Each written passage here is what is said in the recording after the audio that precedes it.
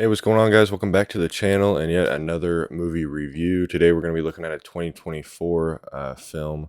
Just came out on Netflix and it is taking the charts very quickly. It was at number one for a while now. I think just now, today actually, it got lowered to number two, but it was up there at number one for a very long time. We're going to be checking out Rebel Ridge, directed by Jeremy Squilner.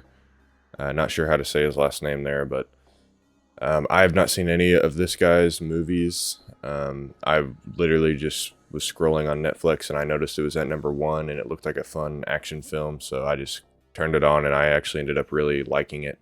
It was one of those surprise movies. I thought it was going to be, I really thought it was going to be just like a really generic action movie that Netflix just comes out with every once in a while, but it actually turned out to be pretty good. It's starring Aaron Pierre as Tony, which I recognized him, but I couldn't really put my finger on what he has been in. But I really enjoyed him in this movie. He did an amazing job at playing this kind of like not undercover but secret, kind of keeps to himself, sort of ex-military kind of Rambo style character that he kind of hides very well from everyone else in the town. I really enjoyed him as a character and I thought he was a good actor for the job. So basically what we have in this movie is this guy, Terry, comes into this small town to bail his cousin out of jail.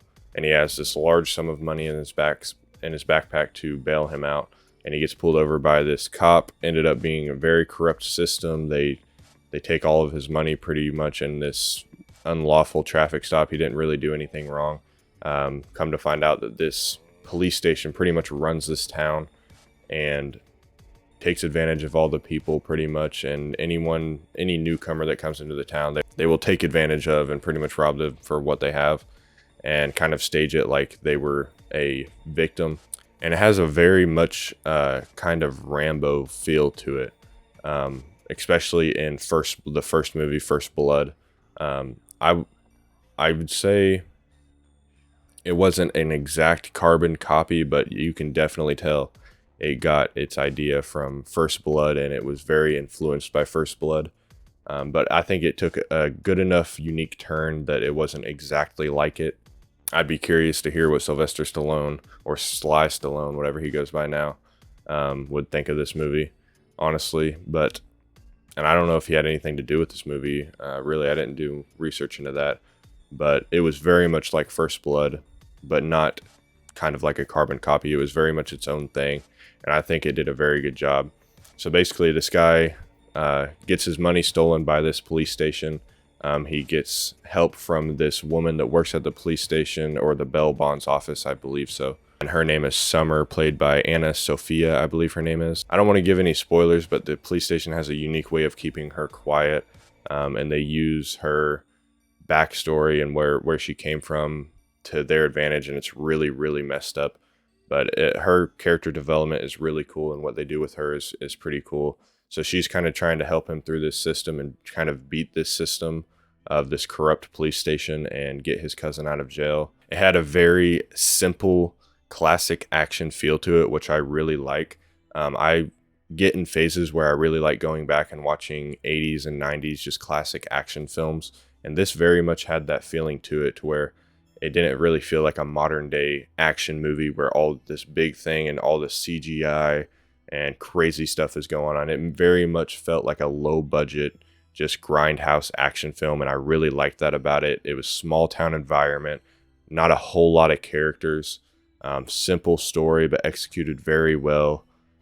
Just hard-nosed, gritty action that is just my style of action movie. I hate it when these new action movies are just go over the top with the CGI and all these different characters, and it just goes way overboard with it and just goes completely out of reality.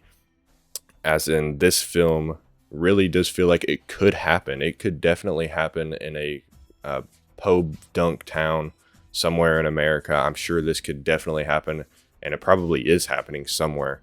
It really has that realistic feel to it that makes the movie that much better.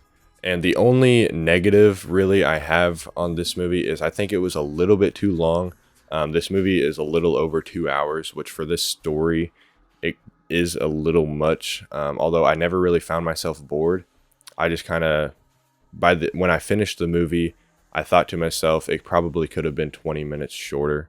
They could have wrapped it up a little bit sooner, but with that being said, I was never bored throughout the movie. It keeps you entertained, it keeps you invested in all this action, and it has very great gun scenes, fight scenes, suspense scenes as well when they're trying to find information in this police station at nighttime. Has lots of twists and turns that action movies should have, while still being simple and confined in this small town.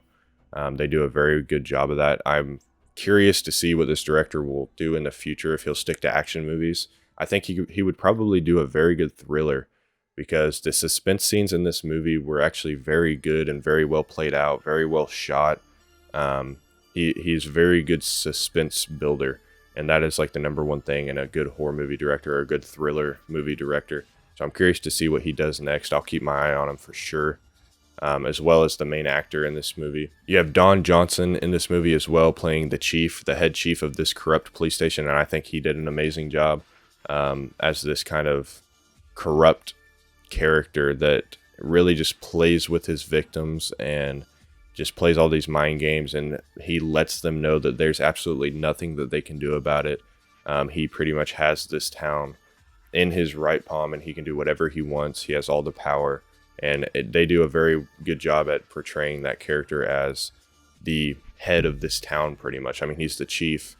I don't even think the mayor is mentioned in this town, but it's like the chief is the mayor of the town. They do a good job at just portraying that he runs this joint, and there's really nothing you can do about it. So overall, I'm going to give Rebel Ridge a 3.5 stars. I think it could definitely be bumped up to a 4 on rewatch. I'm going to let it sit with me a little longer.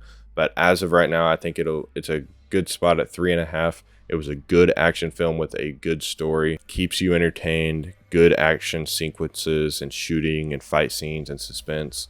Everything pretty much I asked for out of an action film, especially nowadays with everything going over the top. I think you guys should definitely check this one out on Netflix. It is on Netflix. And I would definitely say this is the best Netflix movie or Netflix produced movie I've seen in a very long time. Hope you guys enjoyed that review. Let me know what you guys think of Rebel Ridge if you guys have watched it already. If not, I advise you go check it out and then come back and let me know what you guys think. We can have a conversation in the comments. Subscribe if you like movie reviews of all sorts and types. I mostly do horror movies. Every once in a while I'll throw in an action movie if I really liked it. I'm trying to catch up on more 2024 horror movies before I jump into my next franchise series. October's coming up. I'm going to get into the Halloween franchise as well. I just really want to catch up on 2024 movies so that at the end of the year, I can do a ranking of all the 2024 films that I watched. I think that'll be cool to do. So let me know what you guys think of this movie. I hope you guys enjoyed, and I will see you in the next one.